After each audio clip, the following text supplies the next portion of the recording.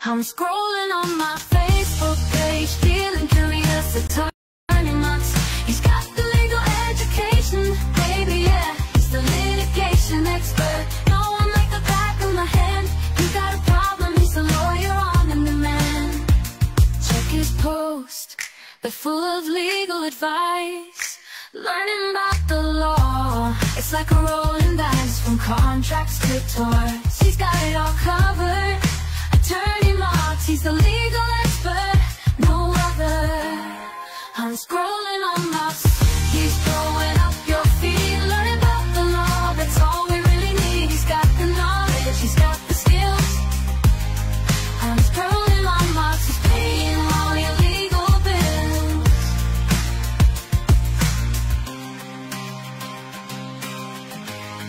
I'm scrolling on Marks, he's paying all your legal bills.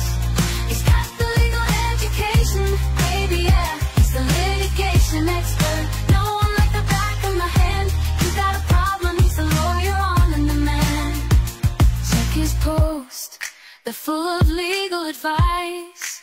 Learning about the law, it's like a rolling dice, from contracts to torts. He's got it all covered. Attorney Marks, he's the legal expert, no other.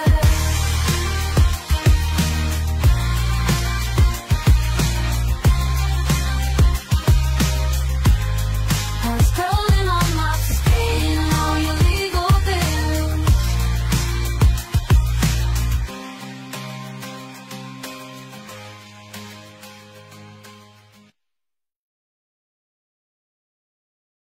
Okay, so hello once again, mga ate at kuya. And ito po yung kuya sa batas po, no? Si Atty. Mox. Pasensya na po, medyo nagkasakit lang ako nagkasakit ako buong week. Kasakit ako. But anyway, naka-recover naman ng konti. Kaya itutuloy po natin kung saan po tayo nag-stop, no?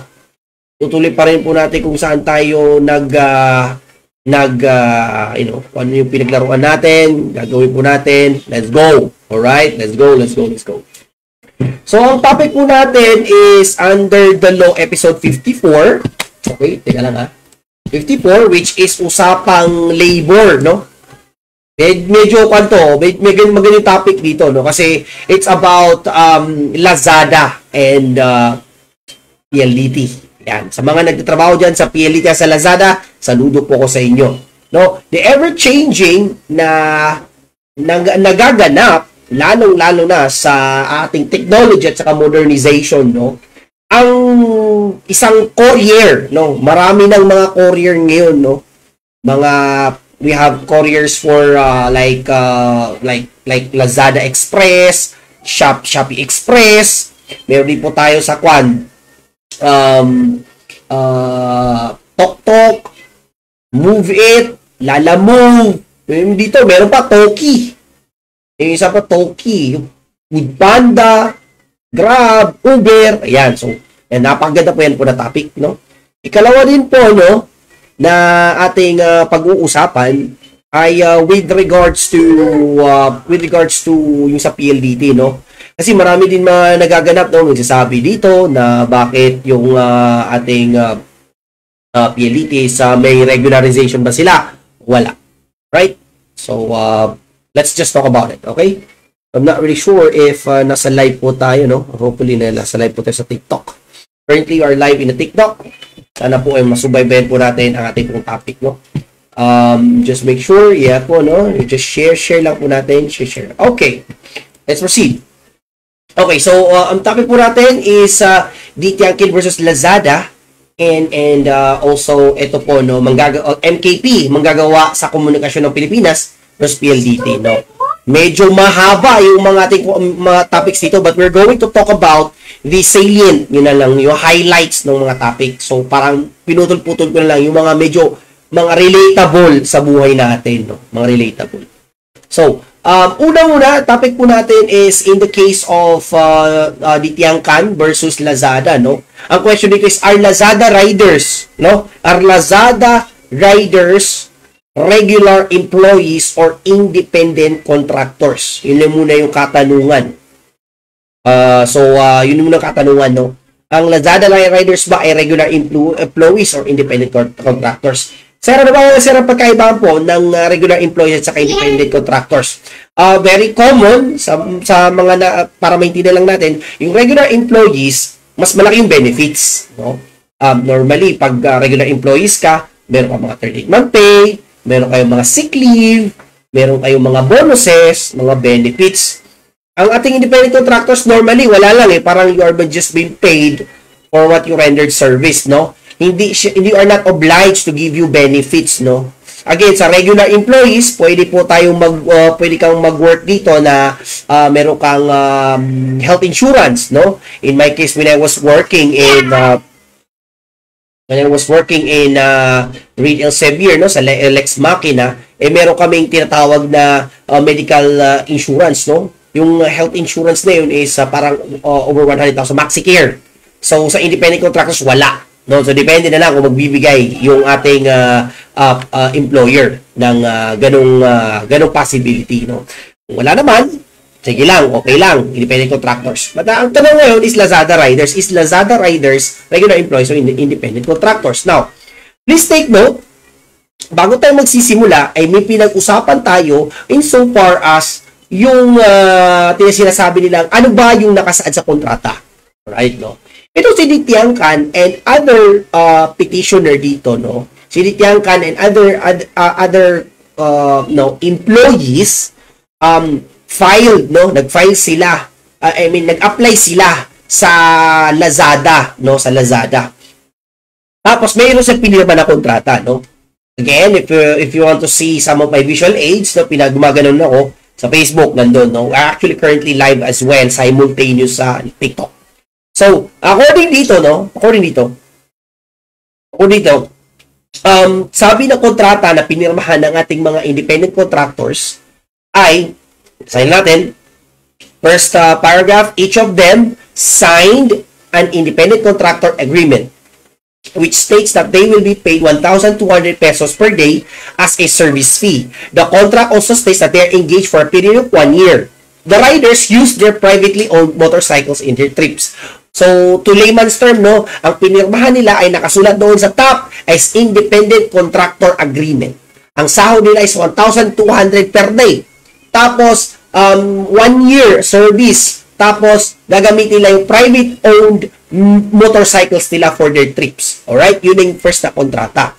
Another one, na pinirmahan naman ulit ng ating mga kasama, pinirmahan ng ating mga petitioner, no, ng ating mga employees, is dito sa second paragraph, no, nakasulat ng duties. Ayan. Yung duties, no, accordingly, duties of the contractors as an independent contractor agrees to make itself available, to provide services as a logistics and delivery services provided to the company during such reasonable hours and such times as the company may from time to time request. Right? The method by which contractor is to perform which services shall be instructed by and within the discretion and control of the company. In performing services under this agreement, contractor agrees that it shall use diligent efforts and professional skills and judgment. Mamaya i-explain natin kung bakit ganon yung sinabi ko. Bakit importante yun? Why? Okay. So, ang nangyari dito, no, sometime, no, 11 months sila na Lazada riders before mag 1 year sila ay tinanggal na sila sa actually sabi nung Lazada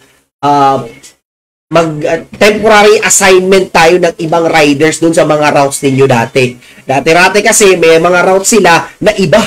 Ayun. Sabi ng mga contractors at sinagditiangkan and the rest, sabi na natanggal na kami sa trabaho. Illegal dismissal. Pero sabi naman ng Lazada, hindi.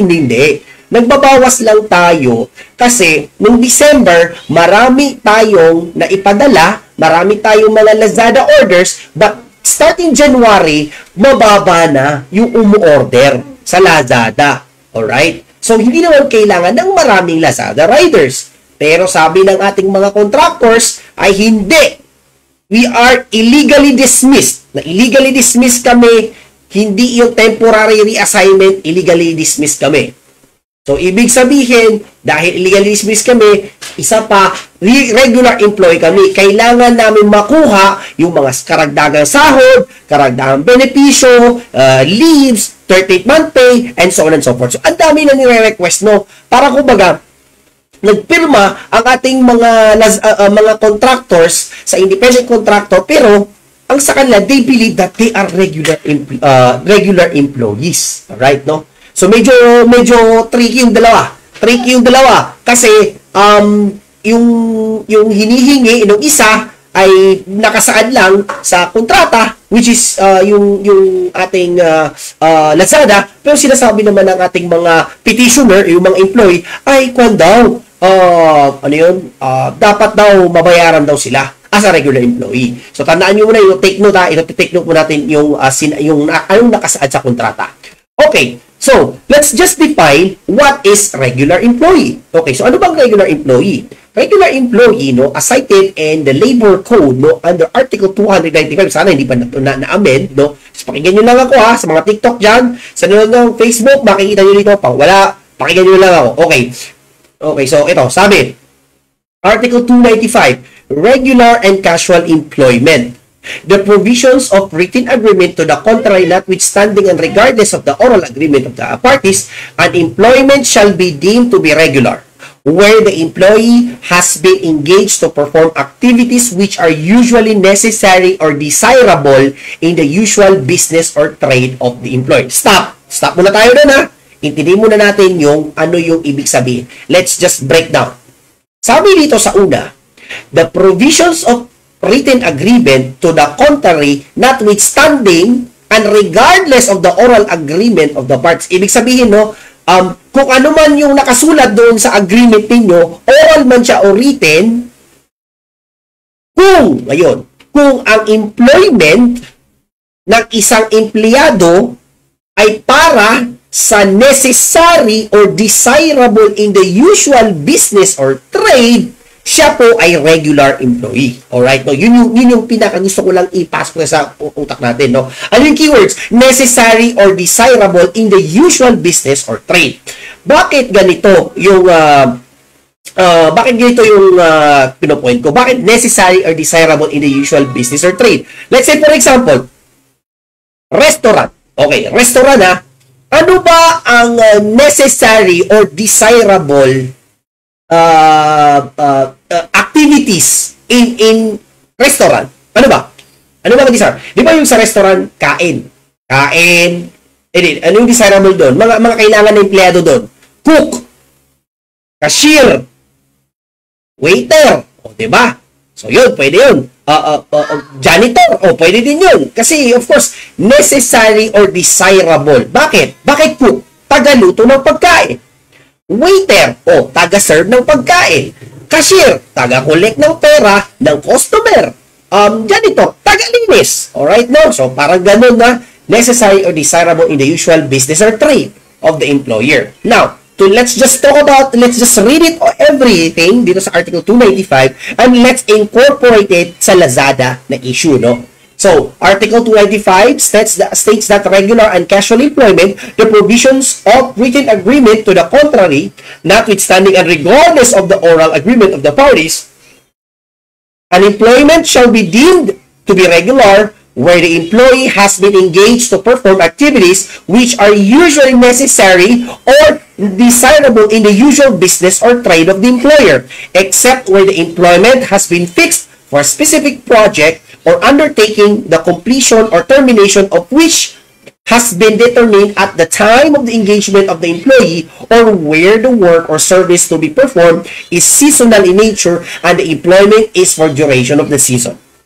An employment shall be deemed to be casual if it is not covered by the preceding paragraph, provided that any employee who has rendered at least 1 year of service, whether such service is continuous or broken, shall be considered regular employee with respect to the activity in which he is employed, and his employment shall continue while such activity exists. So, ano po ang ibig sabihin po nito? Okay, dito po, kung para mag-gets niyo po ninyo dito, no? Di ba sinabi ko, regular employees ay hinahire lang doon sa kung sila po ay naninilbihan for the necessary and desirable activities in the usual business. Sir, paano naman sir kung casual? Pag casual ka, according to sa Article 295, pag casual ka, basta makarender ka lang ng 1 year, pwede ka na pong maging regular. Okay, paano naman sir kung fixed up or season employee? Ano ba season employee? Example, yung farmer, yung gardener, nag-harvest ng mga prutas, ganun. So, kung makaserve sila sa isang employee ng 1 year, regular na sila. Again, ano ba ang meron, sir, sa regular employee? Sa regular employee po, mas malaki po ang karapatan at malaki po ang benefits na nakukuha po ng isang regular. Bakit po? Sa regular employee, nakasaad sa kanila na yung minimum wage ng Pilipinas ay dapat masunod. If I'm not mistaken, the minimum wage today is 650. Kung di ako nagkakamali, 650 per day. Alright. So, next, benefits, sick leaves, or mga leaves, ayun, Christmas bonus, ganun, other healthcare, ganun, example, SSS, yun, yan, yung mga makailangan po natin, yung mga pag-ibig, yun. So, ganun po yung mga regular. Yung sa mga casual, wala. Alright? Usually, wala sila. Saka mababa yung sahod nila. Alright? Yung regular casual employees. Sinasabi ni Dityangkan, kami po ay regular employee. Kasi kami po ay Lazada riders. Lahat ng mga produkto na ino-order po ng mga customer, kami po ang nagdadala mula sa mga vendor papunta sa warehouse ng Lazada warehouse.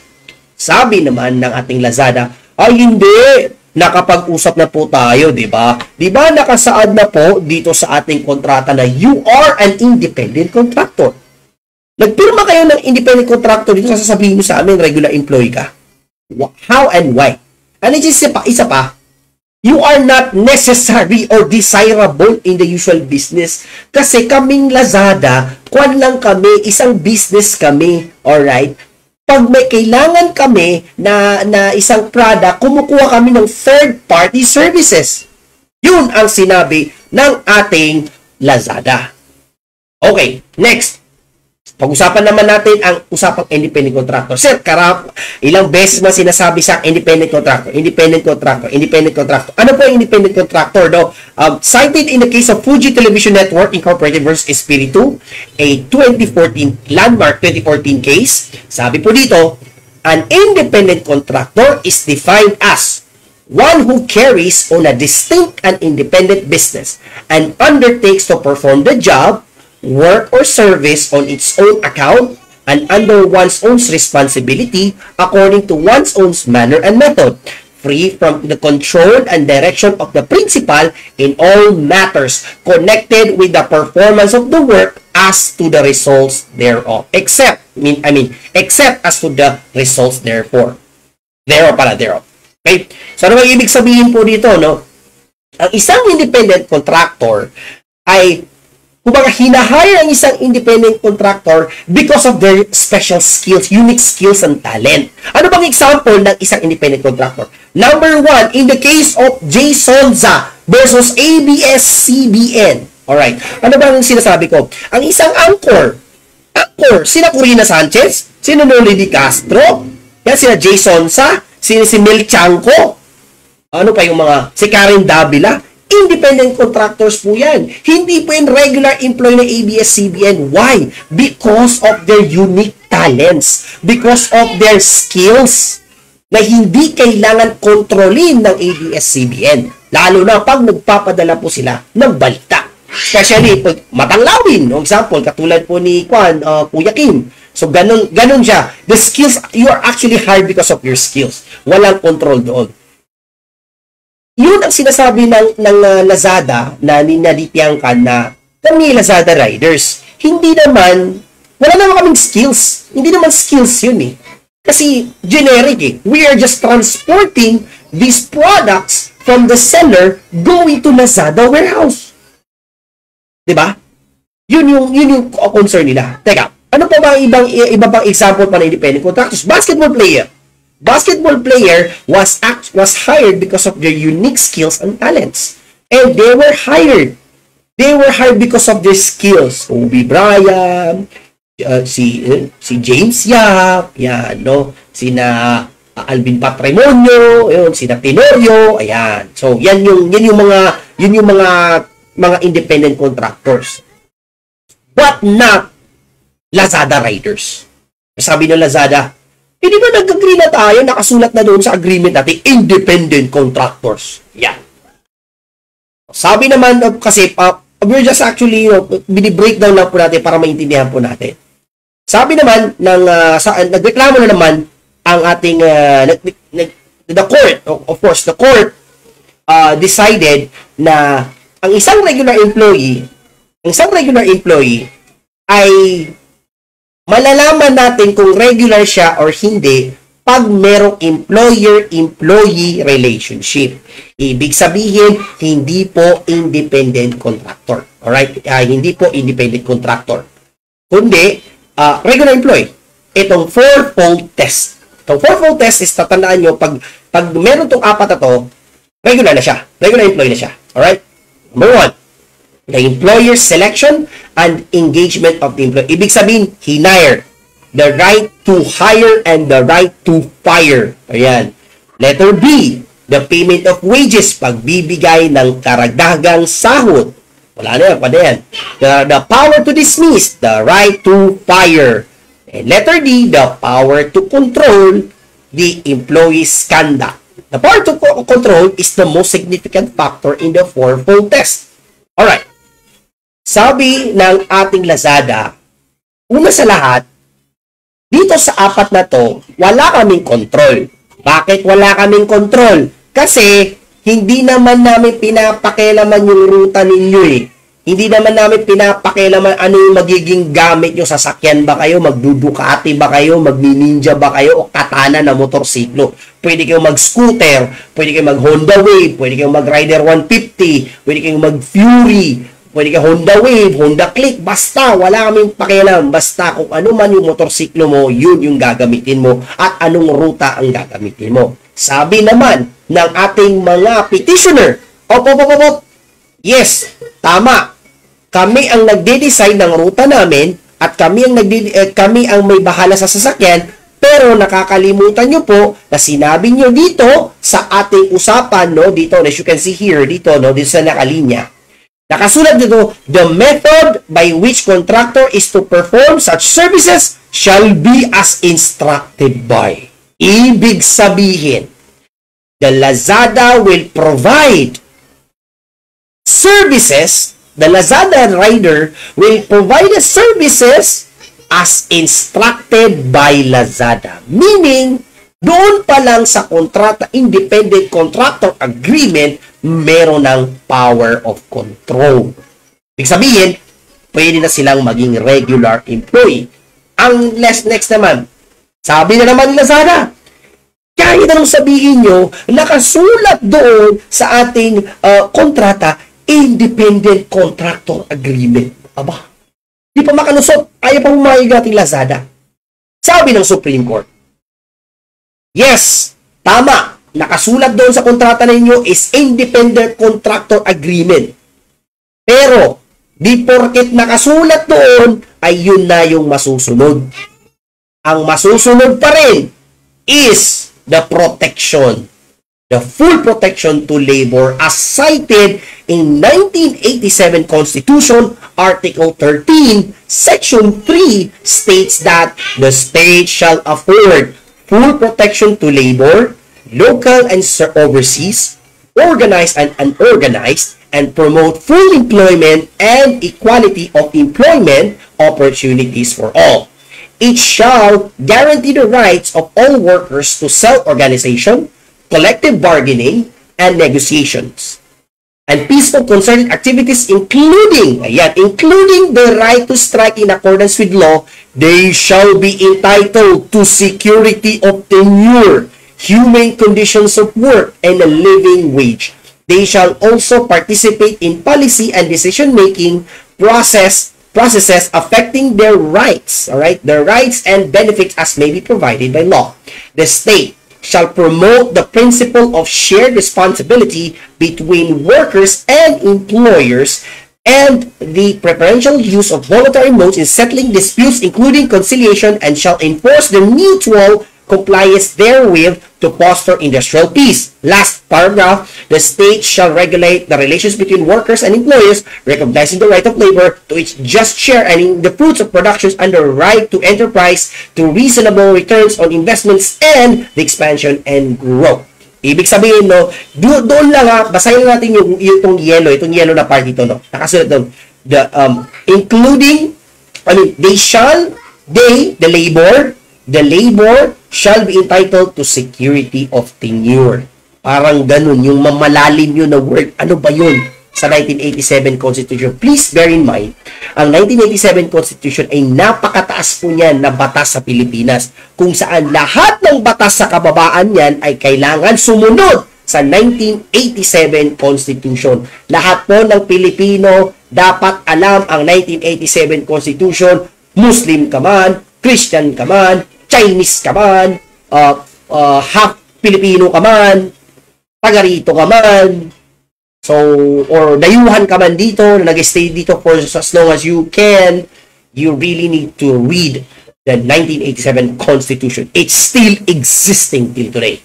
Now, to solidify yung ating 1987 Constitution, nagbanggit ulit na naman ang ating Supreme Court, no, in the case of Rivera versus Genesis Transport Service, a landmark 2015 case, no. Let me just read it, okay?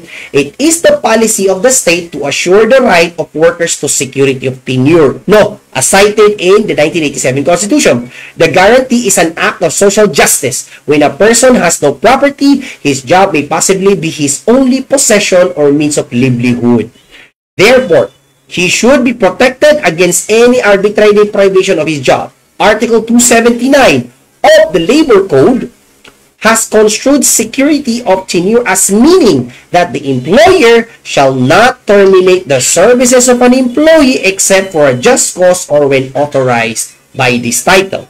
Dismissal is not justified for arbitrary where the workers were denied due process, and a clear denial of due process or constitutional right must be safeguarded against at all times.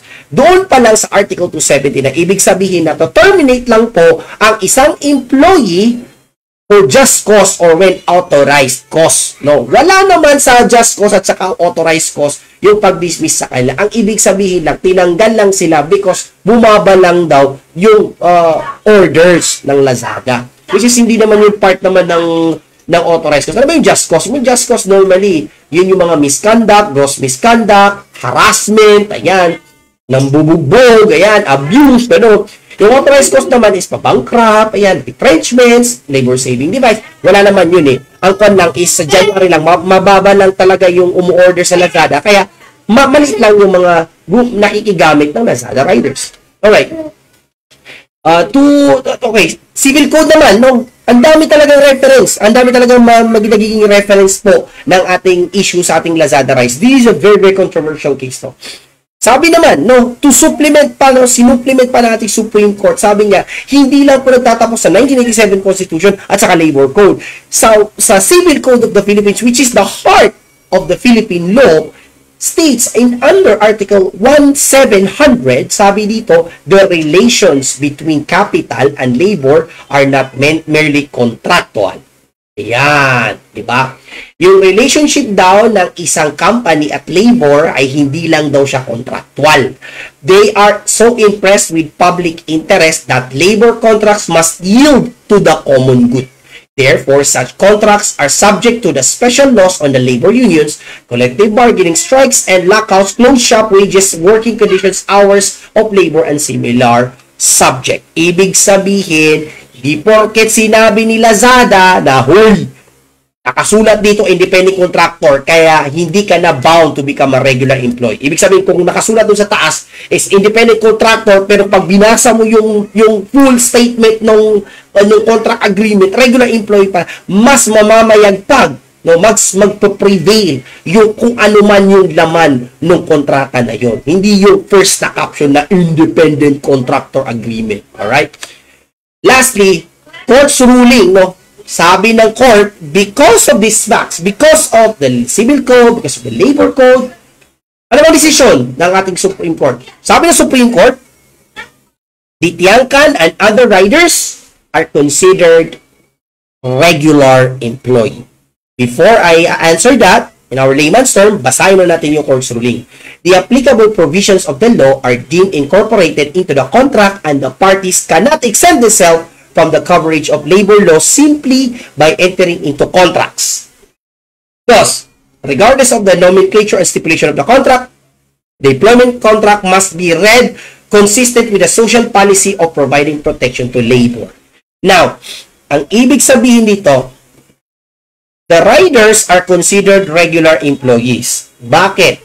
Kasi ang trabaho nila ay pasok sa fourfold test. Ano yun? The right to hire, the right to be fired, the right to have a wage o sahod, and the right to control and supervision.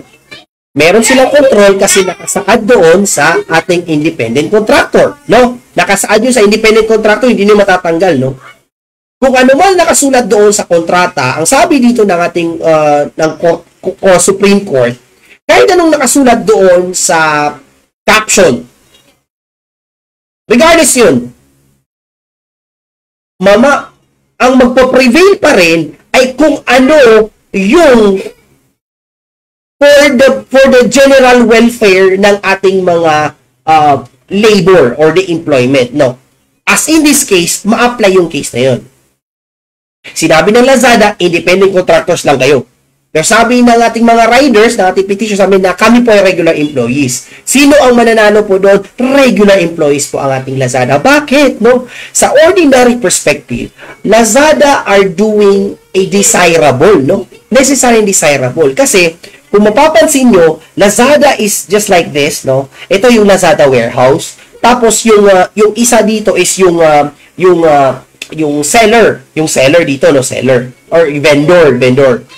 So, paano may paabot ni vendor yung gamit niya, yung binili ng customer niya sa Lazada? Kailangan ng transport services. Although it's an ancillary, no, accordingly, no, by the Lazada, it is still necessary and desirable.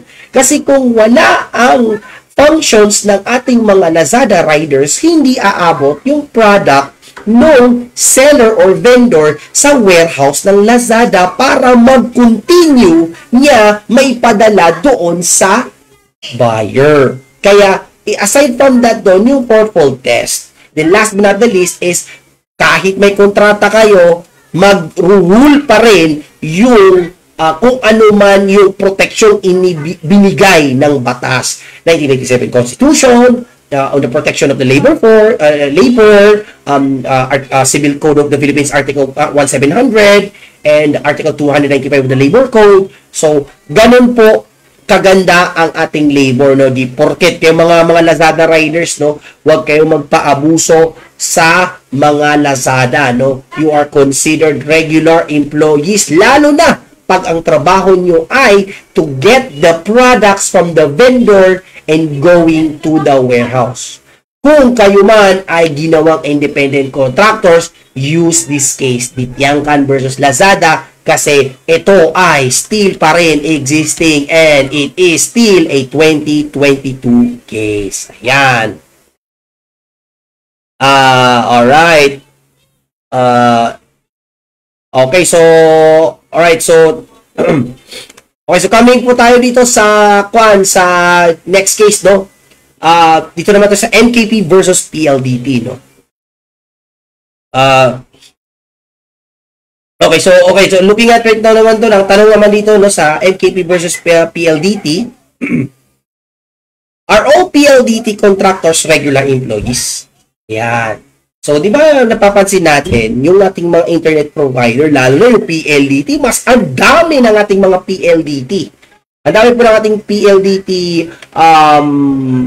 employees. Especially yung nagtitext, tawag. Parang problema, bakit pag customer service? Wala, hindi ko alam kung bakit hindi sila sumasagot sa customer service. Pero ang tanong ngayon, lahat ba ng PLDT contractors regular employees? Question mark. So, ano ba ang dito? Facts of this case, no? So, to make things short, kasi medyo kwento complicated eh. Sabihin na lang natin na ang manggagawa sa komunikasyon ng Pilipinas, alright?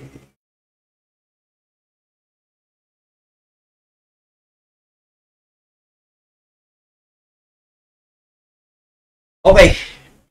So, according sa manggagawa sa komunikasyon ng Pilipinas, nabigyan sila ng parang authority, no? Especially, with the assistance of the Secretary of Labor na para magkaroon ng visitorial, no? Magbi-visit sila sa PLDT para i-check yung how is the employees there, no? So, to make things short, na-discover po ng ating secretary, no? Sa Secretary of Labor, no, or DOLE, Regional Director, at saka inclusive naman dun ating mga Secretary of Labor, si Secretary Bello, na-discover nila na kukunti lang yung regular employees. The rest are mga contractors lang, mga contractual employees lang. So of course, no, parang because of that, ang MKP gusto nilang i-regularize. Gusto nilang i-regularize yung mga employees ng PLDT, knowing naman na they are working hard, no? Working hard. Ang question ngayon is, lahat ba ng mga PLDT contractors magiging regular employees? Okay. Hindi ko na kasi ang haba kasi dami kasing issues dito kasi Rule 65, Rule 43, which is actually rules of court. We're just going to focus yung PLDT contractors para regular employees. Before we going to deal with that, no, ang sabi ng Supreme Court, no, ito yung magiging regular employee at saka yung mga hindi magiging regular employee. Tandaan nyo po, ha? Una, the Court of Appeals held that the individuals deployed by contractors performing installation, alright, contractors performing installation, repair and maintenance services of PLDT lines should be considered regular employees of PLDT. Uulitin ko, no? Ang contractors na nagtatrabaho sa installation, repair, and maintenance services ng PLDT lines are considered regular employees ng PLDT. Ayan. Ikalawa, the appellate court, which is the Court of Appeals, however, reversed Secretary Bello's ruling insofar as he ordered the regularization of the following groups. Ibig sabihin, hindi po to regular sa PLDT. Number 1, those performing janitorial and maintenance, security and managerial services. 2, medical services provided for PLDT. Ayan. Individuals who render professional services. Contractual workers engaged in information technology-based services. What are you doing? And employees engaged in sales who are paid on commission basis. Ayan. So if you can see here, if you can understand that, ang binigay lang na regular employees ng ating Supreme Court ay yung contractors ng installation, yung contractors na nagre-repair, at saka yung nagme-maintenance ng PLDT lines. Maliban doon, wala na. Hindi na po sila irregular. Pwede sila maging casual, pwede sila maging contractual, depende na lang. Hindi naman yun naging issue. Hindi naman naging topic yun. That was not actually an issue. Ang tinanong is, are they regular or not? They are not regular. Alright. Janitor, maintenance, security, messenger, medical service, nagre-render professional services, contractual workers in IT, at saka yung sales in a commission base. To explain the foregoing declaration, the CA, as reiterated by the Supreme Court and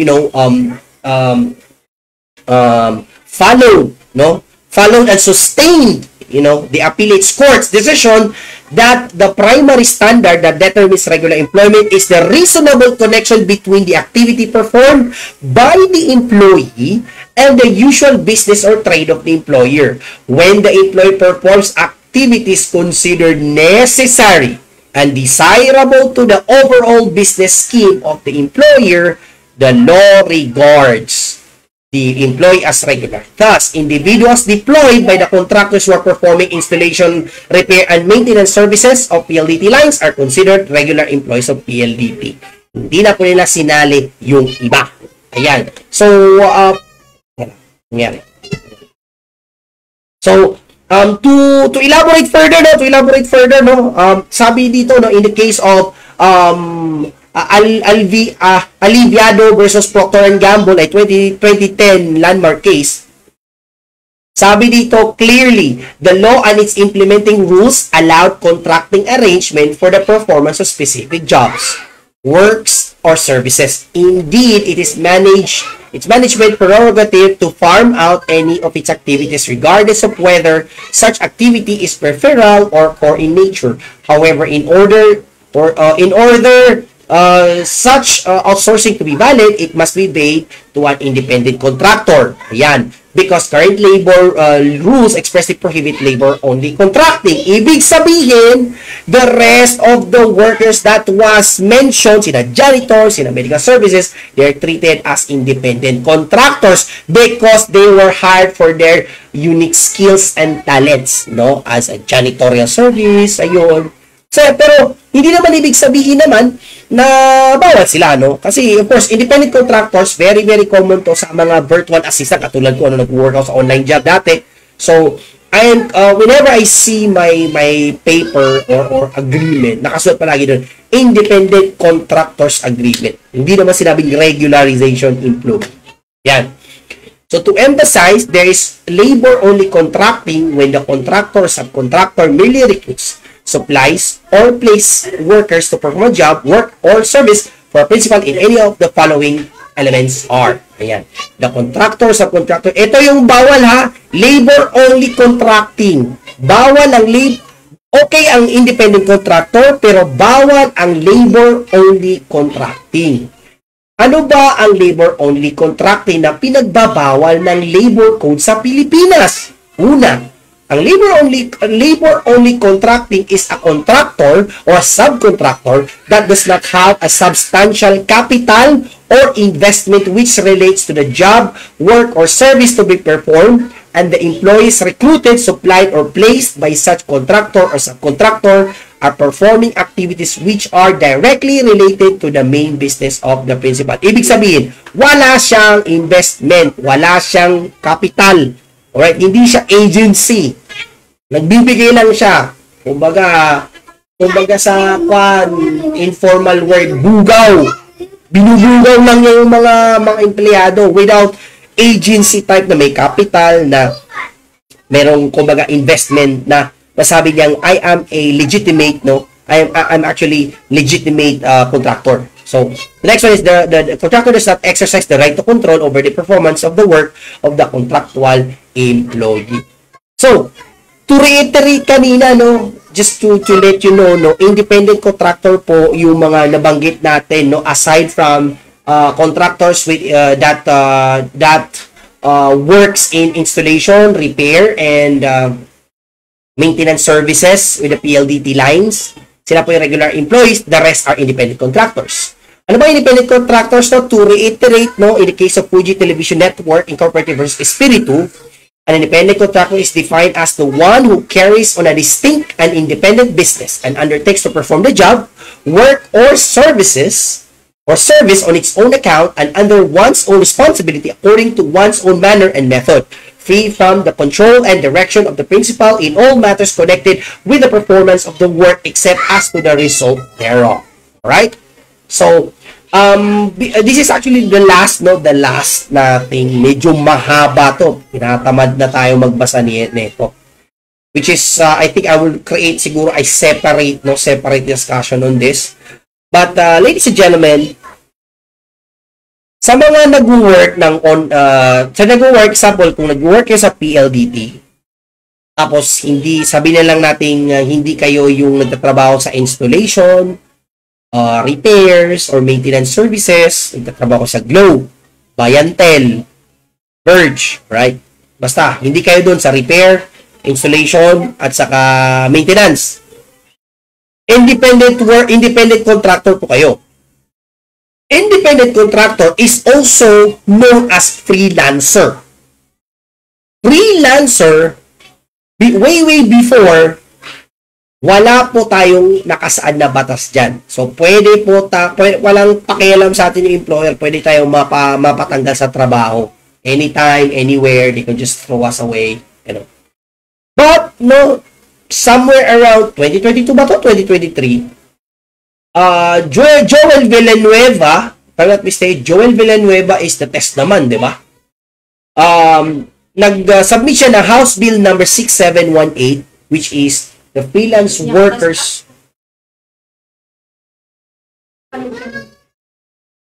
House Bill number 6718 or Freelancer Workers Protection Act. Ito po ay isang batas na naglalaan ng proteksyon sa mga freelancer or independent contractor. So, mahaba to. Gusto ko pong basahin to, pero medyo napahaba na po ang ating kwento. Pero to make things short, ang sabi dito ni Joel Villanueva, before the pandemic, meron po tayong karagdagang percentage, no? Mga around, basta mamalit lang, mga sinabi daw dito, no? Before pandemic, the Philippines ranked first among the fastest growing gig economy markets in the world with a 208% year-on-year growth. Pre-pandemic, forecasted majority of the world's workforce will be freelancers. So, kumbaga, basta ang freelancer is very common to sa ating mga online job, katulad ko, virtual assistant, graphic designer, real estate virtual assistants. So, yun po. Wala po nagpo-protect po sa atin na batas. Ngayon, may nag-protect na po sa atin na batas, and I'm so glad kasi kahit papaano, hindi na tayo mababasta-basta ng ating mga employer. Saan po applicable ang ating Freelance Workers Protection Act or House Bill number 6718 sa lahat ng mga employer sa employee na nag-work under the freelance agreement or independent contractors. So, we will going to be discussing this no sooner or later or baka siguro sa ating next meeting. But anyway, sana po ay naintindihan niyo po yung issue po natin. So, ano ba ang ruling dito? Are all PLDT contractors regular employees? No, they are not regular employees. Some of them, repair, installation, and maintenance services are considered regular employees. The rest are independent contractors. So, I think that's all po, no? Maraming salamat po sa mga nanonood, no? Pasensya na po, medyo napapahaba po ang ating kwento. But anyway po, no? Again, no? Nagpapasalamat ako sa lahat ng mga sumusuporta po sa atin, no? Don't forget to look forward for more lectures po sa akin, no? Free po to. And tinatry yung best natin na sinisimplify po natin. At saka, hindi po pang abogado to o pang lawyer or pang law student. Ito ay pang masa po to. Opo, ang inyong kuya sa batas po, si Atty. Mox po, nagsasabi po sa inyo na mahalin niyo po ang inyong mga asawa dahil sila po ang tunay na batas. Bye! I'm scrolling on my Facebook page, feeling curious, attorney Mox. He's got the legal education, baby, yeah. He's the litigation expert. No one like the back of my hand. You got a problem, he's the lawyer on demand. Check his post, they're full of legal advice. Learning about the law, it's like a rolling dice from contracts to torts. He's got it all covered. Attorney Mox, he's the legal expert, no other. I'm scrolling on Mox, he's going up your feet, learning about the law. That's all we really need. He's got the knowledge, he's got the skills. I'm scrolling on Mox, he's paying all your legal bills.